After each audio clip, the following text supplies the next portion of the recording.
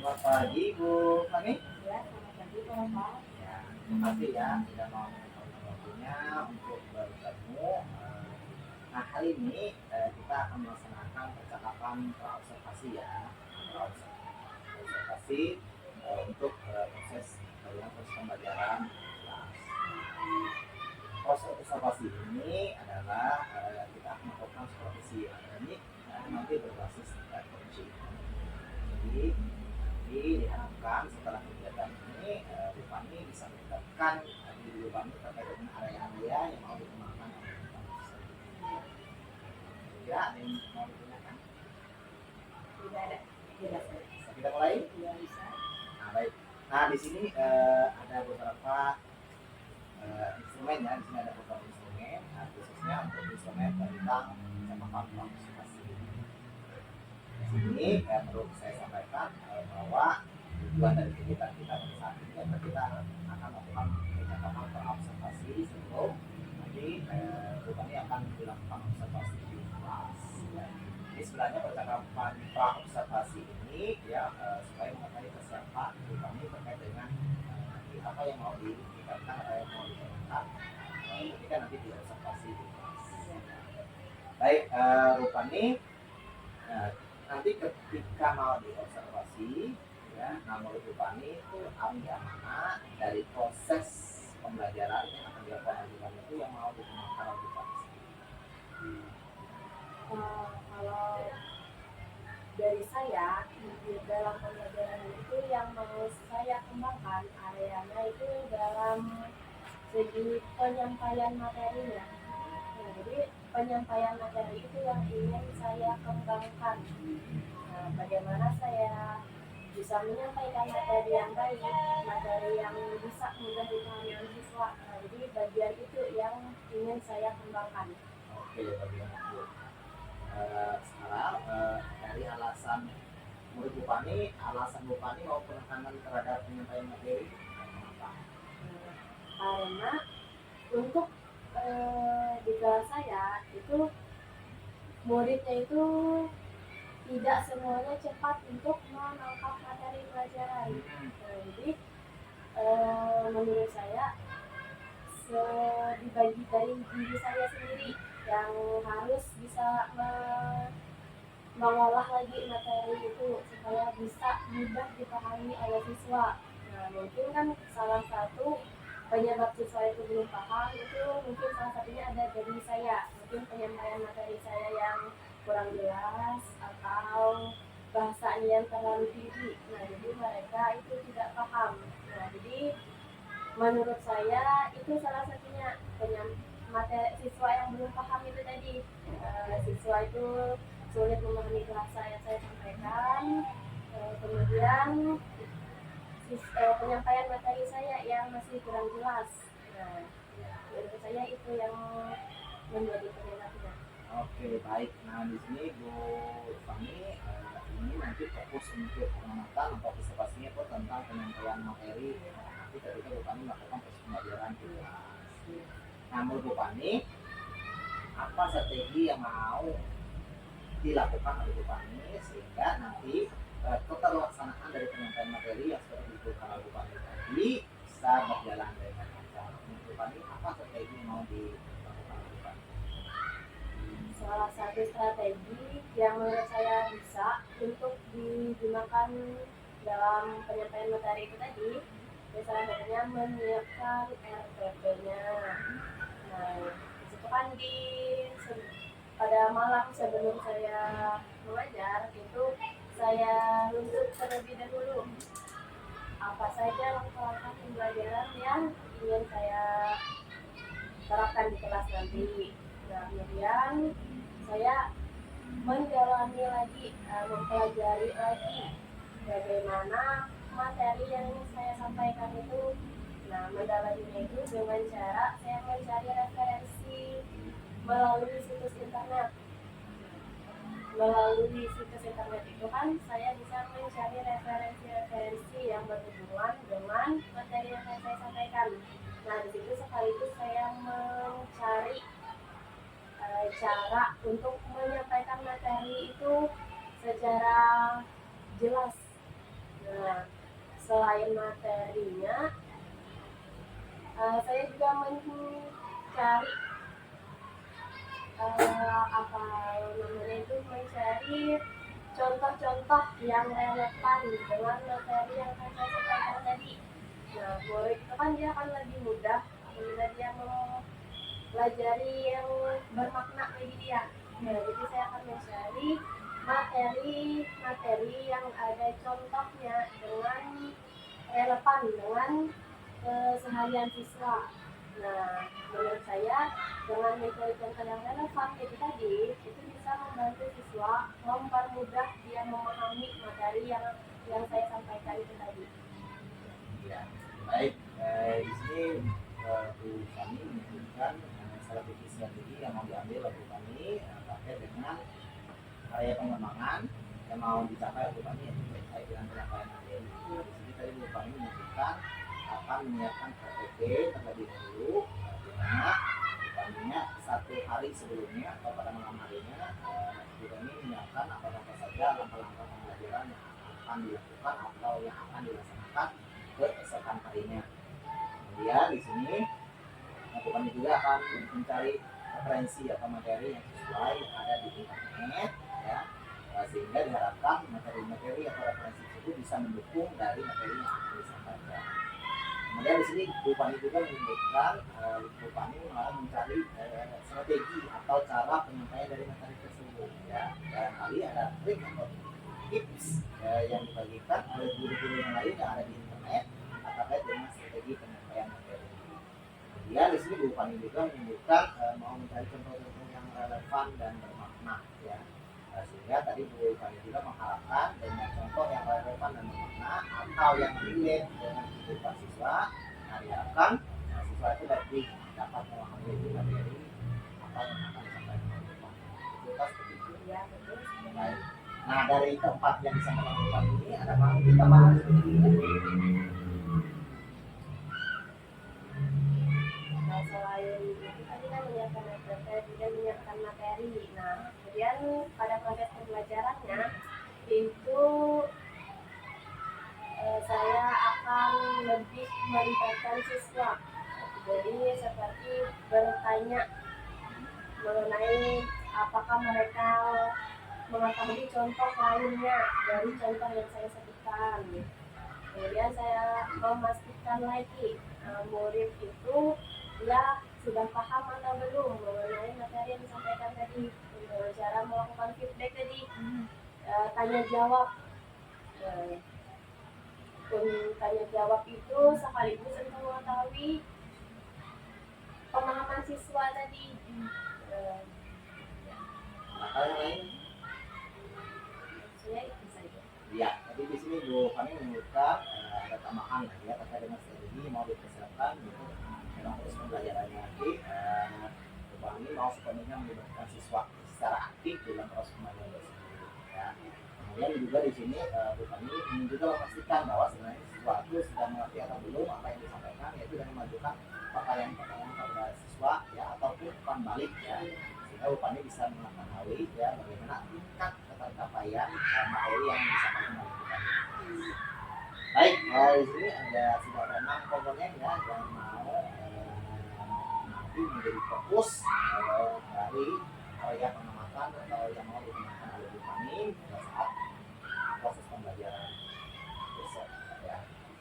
Baik, nah Bu Fani ini terkait dengan nanti strategi penyampaian materi ini, kira-kira kapan kita bisa melakukan observasi?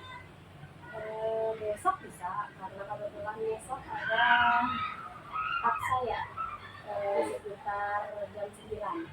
Baik, berarti besok hari ya sekitar jam 9. Nah, untuk besok hari itu nanti tujuan pembelajaran yang mau disampaikan itu apa ya? Tujuan pembelajaran untuk besok itu siswa dapat mengamati pengaruh gaya terhadap keadaan benda.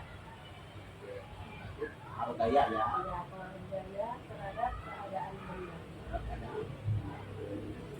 Baik Bu Fani, berarti kita besok akan melakukan observasi ya dengan proses pembelajaran di sini terkait dengan pengaruh gaya terhadap keadaan benda.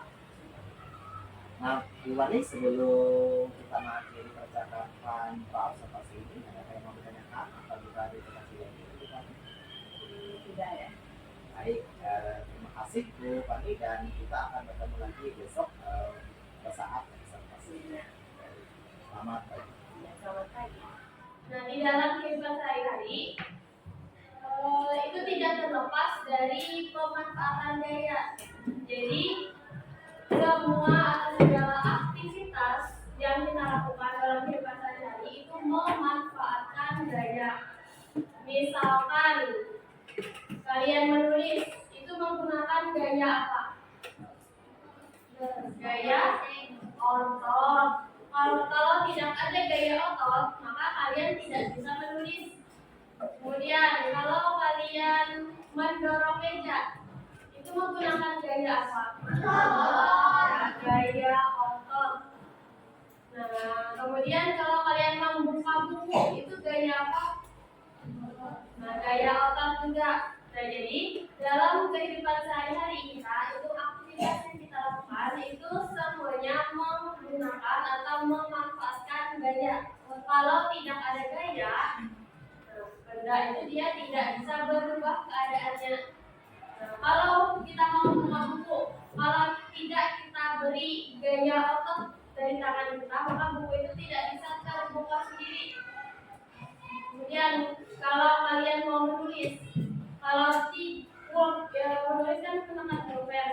Nah, tapi kalau pulpennya tidak diberi gaya dari otot tangan, maka pulpen itu tidak bisa bergerak sendiri. Nah, jadi benda itu harus diberi gaya dulu agar dia bisa berubah. Jadi gaya otot itu dia ada dua. Berupa apa aja gaya otot?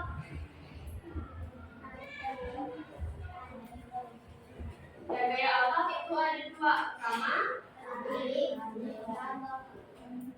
gaya tarik, dan yang kedua gaya dorong. Gaya otot itu dia ada dua. Jadi gaya tarik dan gaya dorong. Bedanya tahu apa tarik dan dorong? Ya, kalau ditarik itu berarti dia kita bendanya kita dekatkan ke arah tubuh kita, jadi di arahnya ke belakang. Kalau yang dorong itu kita dorong ke depan, jadi kita menjauhkan benda itu dari tubuh kita, yaitu gaya tarik dan dorong. Nah, gaya tarik dan dorong ini sama-sama gaya otot. Nah, gaya otot itu tidak hanya dimiliki oleh manusia. Iya, hewan juga memiliki gaya otot. Hewan apa yang dimanfaatkan untuk gaya ototnya? Ya, kuda untuk menarik delman. Kemudian apa lagi? Unta. Unta juga bisa untuk mengangkut barang. Naila, setir mobil itu dia berhubungan dengan yang mana? Gaya mengubah gerak benda atau gaya mengubah arah gerak benda? Setir mobil. Iya, setir mobil itu dia arah gerak benda. Ikram, pedal mobil, pedal gas mobil itu dia mengubah gerak benda atau mengubah arah gerak benda? Pedal gas mobil. Ya, kalau pedal gas itu dia mengubah gerak benda. Pokoknya kalau yang mengubah gerak benda itu yang mengubah kedudukan bendanya dari diam menjadi bergerak, kemudian dari bergerak menjadi diam. Kalau yang mengubah arah gerak benda itu arahnya saja yang berubah, dia tidak berhenti. Jadi arahnya aja yang berubah. Misalkan awalnya arahnya ke kiri, lalu diubah ke kanan. Nah, itu yang arah gerak benda. Yang terakhir itu gaya mengubah bentuk benda. Apa contohnya? Karena dia gerabah dalam pembuatan gerabah itu Ya, gerabah itu kan dari tanah liat. Awalnya kan cuma berupa tanah, tapi setelah dibentuk menjadi macam-macam bentuk, dia akhirnya menjadi kerajinan gerabah. Selamat siang, Bu. Terima kasih ya. Saya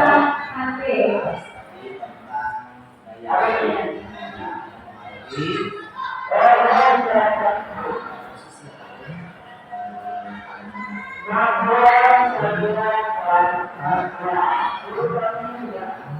tentang daya mempengaruhi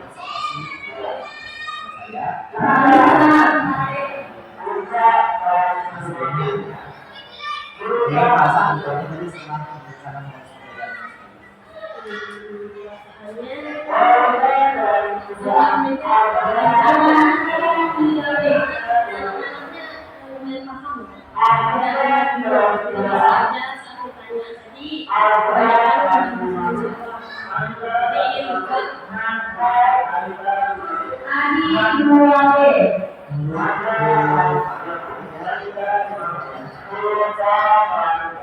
kemudian proses penyampaiannya tadi ya. Nah,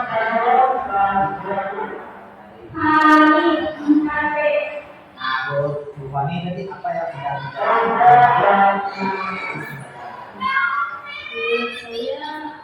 yang punya upaya materi itu tadi contoh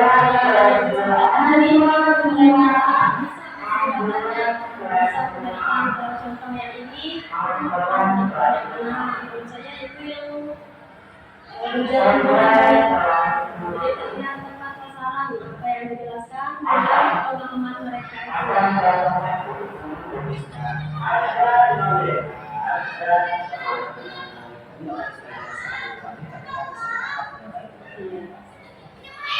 Baik, Bu Fani dari keseluruhan tadi apakah hal yang dibicarakan masih mungkin nanti akan ditingkatkan lagi penggunaan seperti penugasan seperti kelompok jadi supaya mereka bisa lebih memahami lagi dan tidak ada penerapannya nanti bisa dilakukan semacam praktek jadi membuat siswa itu lebih paham lagi tentang materi yang disampaikan tadi. baik, berarti menurut Bu Fani strategi apa nanti yang kira-kira akan diterapkan Bu Fani? Tadi disampaikan Dengan menerapkan belajar atau praktek lah, mereka praktek langsung, jadi mereka langsung pembelajaran materi tadi.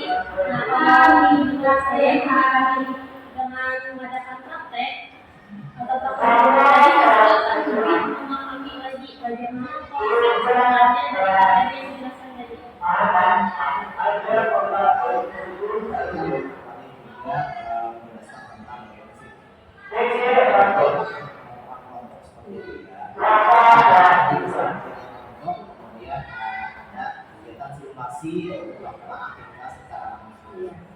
Adakah hal lain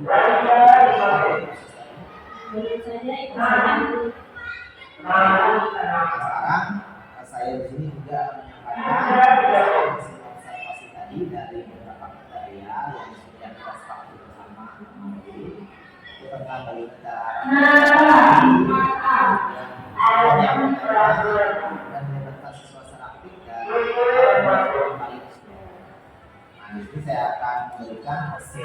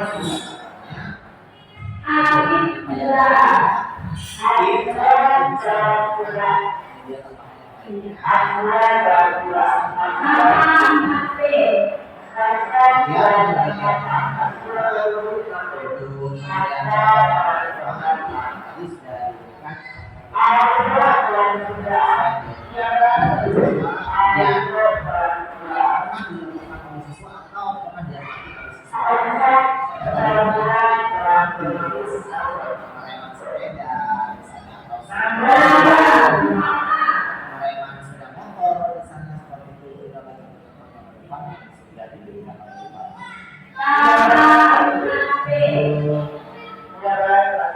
Pada aspek ini memang salah satu dari langkahnya diberikan kemudian pada bagian depannya diberikan sesuatu siapa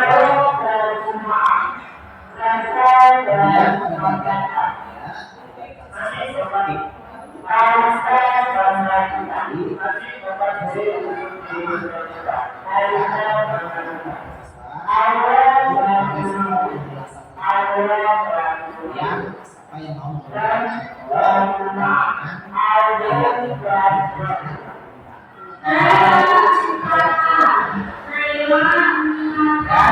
karena itu bukan juga tadi sudah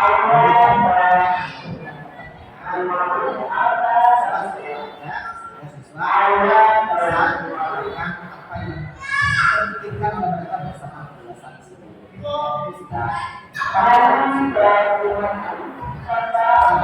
sudah cukup baik. Nah, mungkin untuk yang pembatas saraf ini mungkin nanti bisa lebih banyak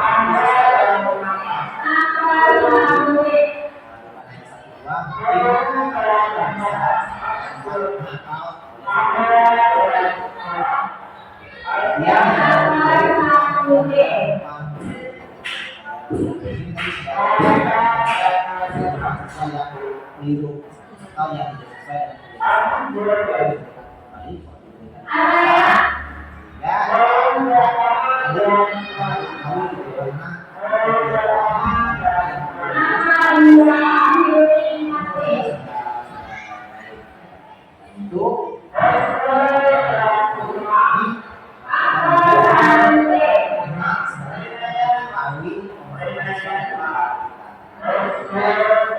sesuai bisa menguatkan siswa sehingga baik. Nah, dari yang sudah saya tadi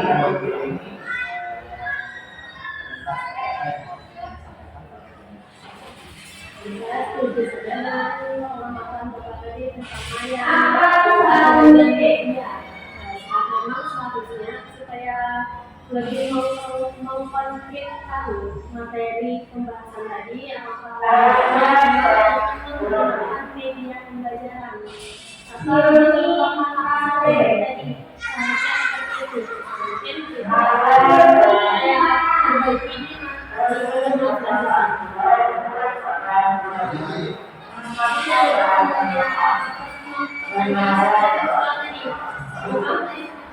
hanya sedikit saja siswa yang saya tanya langsung. Nanti mungkin akan lebih banyak siswa yang saya tanyakan langsung. Jadi akan lebih banyak lagi siswa.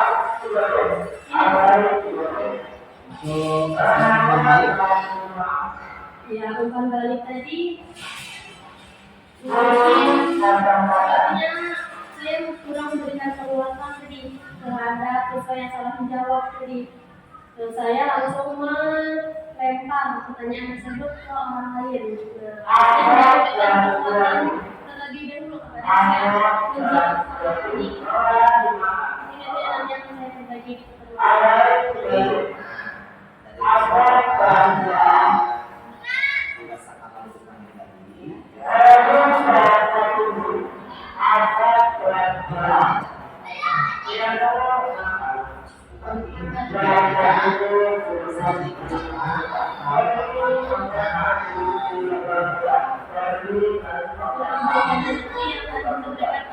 Lanjutan dari yang materi tadi pada pertemuan selanjutnya strateginya tadi yang akan saya perbaiki dari segi pemberian umpan balik tadi, kemudian pada penggunaan media pembelajaran tadi, kemudian saya akan lebih melibatkan siswa lagi secara aktif dalam bentuk mengelompokkan tugas jadi tugas berkelompok.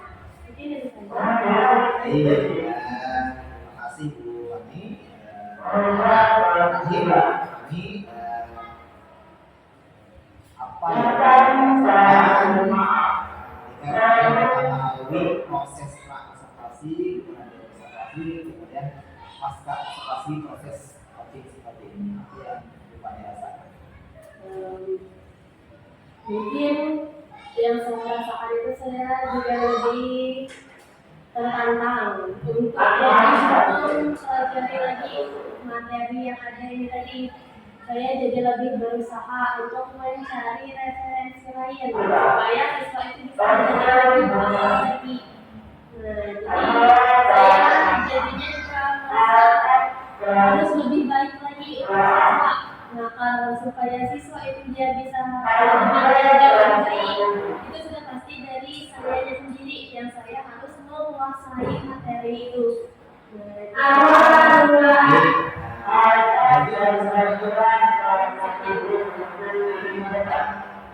Bapak nih proses kita dari kemarin